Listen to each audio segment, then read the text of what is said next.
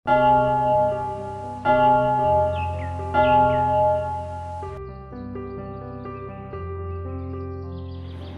nama Bapa dan Putera dan Roh Kudus. Amin.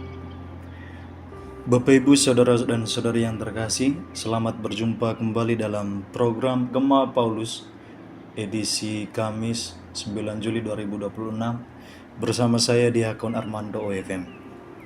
Bacaan Injil yang akan kita renungkan diambil dari Injil Matius bab 10 ayat 7 sampai 15. Semoga Tuhan selalu beserta kita sekarang dan selama-lamanya. Inilah Injil suci menurut Matius. Dimuliakanlah Tuhan. Pergilah dan beritakanlah, kerajaan surga sudah dekat. Sembuhkanlah orang sakit, bangkitkanlah orang mati, tahirkanlah orang yang sakit kulit, usirlah setan-setan. Kamu telah memperolehnya dengan cuma-cuma, berikanlah pula dengan cuma-cuma. Janganlah membawa emas atau perak atau tembaga dalam ikat pinggangmu.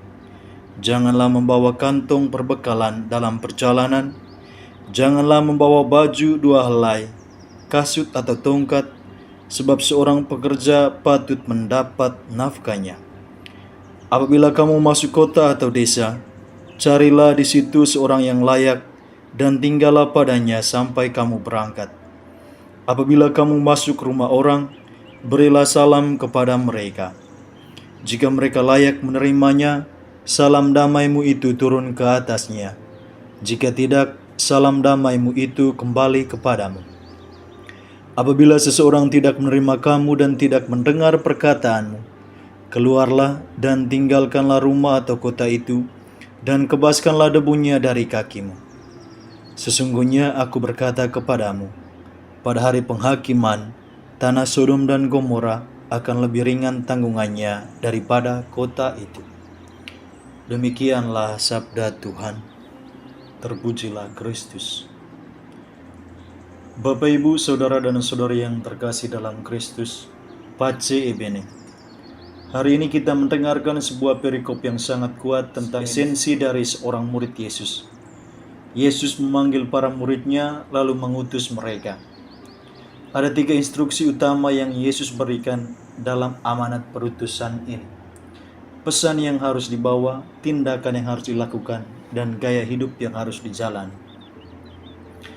Pesan kerajaan surga sudah dekat.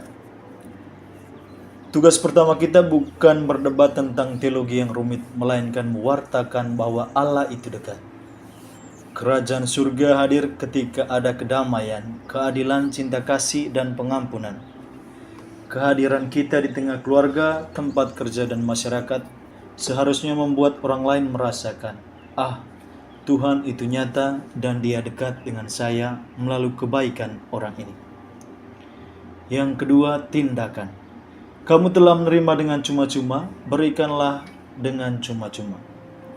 Yesus meminta para murid menyembuhkan yang sakit dan mengusir setan. Intinya adalah memulihkan martabat manusia. Mengapa harus cuma-cuma atau gratis? Karena bakat, nafas kehidupan, keselamatan, dan kasih yang kita miliki semuanya adalah pemberian gratis dari Tuhan. Seringkali dunia mengajar kita prinsip ada uang, ada barang. Tetapi Yesus membalikkan logika itu. Karena kamu sudah dikasihi tanpa syarat, pergilah dan kasihilah sesamamu tanpa syarat. Yang ketiga, gaya hidup. Jangan membawa emas, perak, atau kasut 2 pasang. Bagian ini mungkin terdengar ekstrim untuk zaman sekarang. Apakah kita boleh punya tabungan? Tentu bukan itu maksudnya. Yesus sedang mengajarkan radikalitas kepercayaan. Yang pertama, yaitu kebergantungan penuh pada Allah. Ketika kita terlalu banyak membawa bekal duniawi, kita cenderung mengandalkan materi kita daripada mengandalkan Tuhan. Dan yang kedua, kebebasan hati.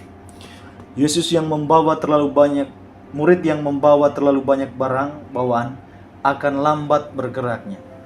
Dan Yesus ingin kita ringan melangkah, bebas dari keterikatan materi, sehingga fokus kita tidak teralih dari pelayanan.